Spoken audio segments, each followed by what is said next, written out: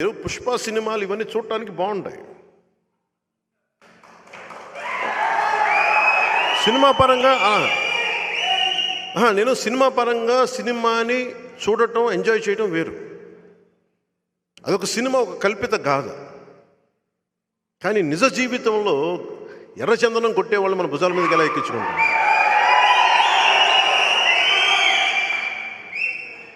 అంటే అంత అకారం. నేను డబ్బులు సంపాదించుకున్న మార్గాలు బోల్డని ఉన్నాయి. శ్రీవారి సొత్తును దోచేయడం కాదు, ఎవరికి పడితే ఫ్రీ దర్శనాలు, అడ్డు ఆపు లేదు టీటీడీ దోపిడీకి. అలా కాదు. నేను నా ఉద్దేశం ఎలా ఉంటుందంటే, రమణ దీక్షితులు గారు, నేను న్యాయం ఎప్పుడు ఎలా ఉండాలి అంటే న్యాయం ఎప్పుడు ఎలా ఉండాలి అంటే తప్పైనా ఒప్పైనా ఒకేలా మాట్లాడు. ఆ రోజు ఆ పింక్ డైమండ్ పోయిందని నా చేత కూడా రమణ దీక్షితులు గారు ఫోన్ చేస్తే నేను కూడా ఖండించాను ఆ రోజున. అదే రమణ దీక్షితులు గారు మళ్ళీ వైసీపీ రాగానే ఒక మాట మాట్లాడాలి పింక్ డైమండ్ గురించి. నా సమస్య రాయలసీమలో ఇదే సమస్య. ఒక అన్యాయం జరిగితే పార్టీలు మారినా మీరు ఎదిరించి నిలబడకపోతే మనల్ని ఎవరు బాగు చేయలేరు.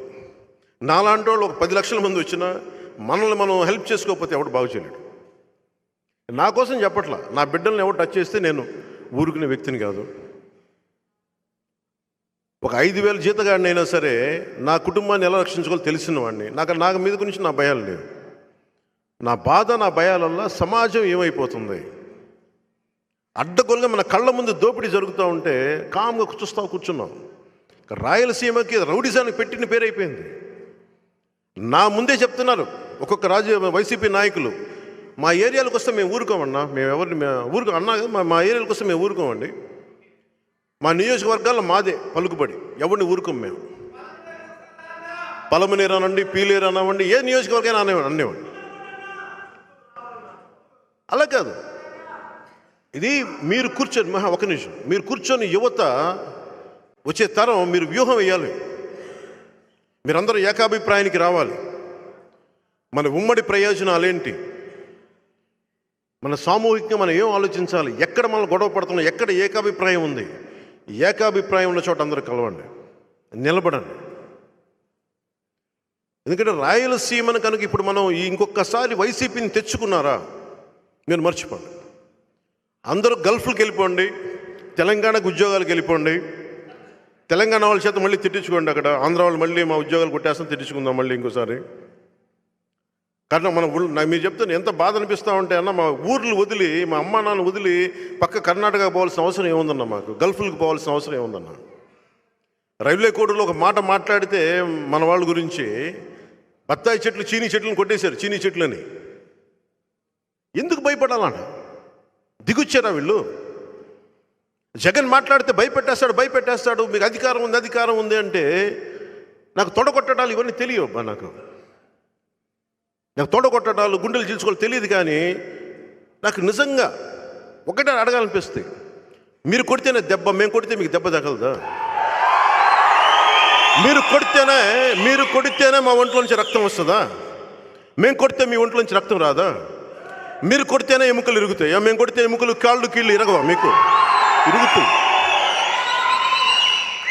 ఎంతకాలం బానిస సంఖ్యలతో ఉంటారు కబంధ హస్తాలను ఆలోచించండి ఒకసారి. అందరికీ నమస్కారం. చాలా సంతోషంగా ఉంది. అక్క చెల్లెళ్ళు, అమ్మలు అందరూ కూడా చాలా ప్రేమతో, చిరునవ్వులతో పూల వర్షం కురిపించి స్వాగతించినందుకు మీ అందరికీ బాగా. మీ అందరూ కూడా జగనన్న మీద నమ్మకంతో, నా మీద నమ్మకంతో ఫ్యాన్ గుర్తుకు ఓటేసి అక్కడ జగనన్న ముఖ్యమంత్రి అవ్వడానికి, ఇక్కడ రెండవసారి నేను ఎమ్మెల్యే అవ్వడానికి కారణమైన ప్రతి ఒక్కరికి కూడా హృదయపూర్వకంగా కృతజ్ఞతలు తెలియజేసుకుంటున్నాను.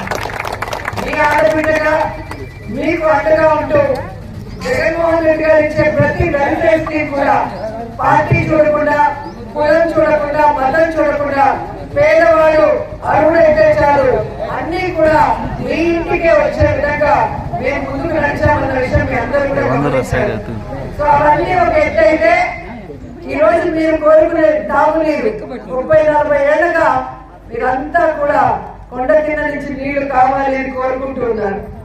యాక్చువల్ గా బుగ్గాగ్రహారం మీదుగా ఈరోజు దాదాపుగా 16 విలేజెస్ 16 హ్యాబిటేషన్స్ 12 కిలోమీటర్లు 67,22,000 రూపాయలు ఖర్చు పెట్టి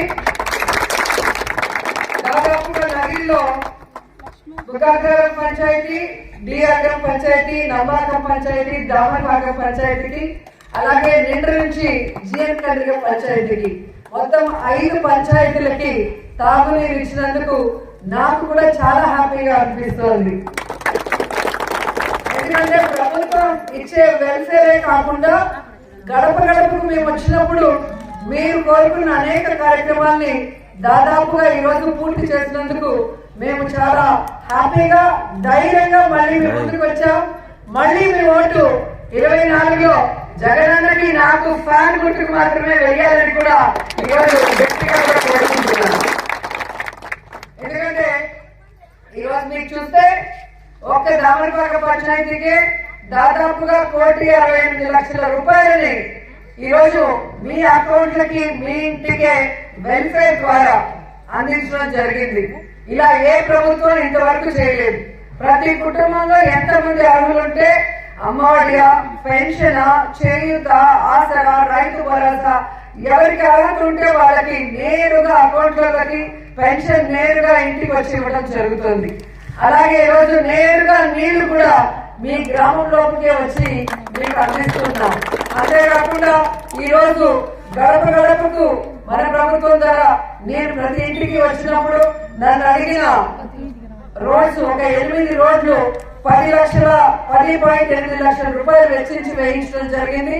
అంతేకాకుండా ఎన్ఆర్జీఎస్ సిసి రోడ్స్ కూడా దాదాపుగా 7 లక్షలు పెట్టి వేయించడం జరిగింది.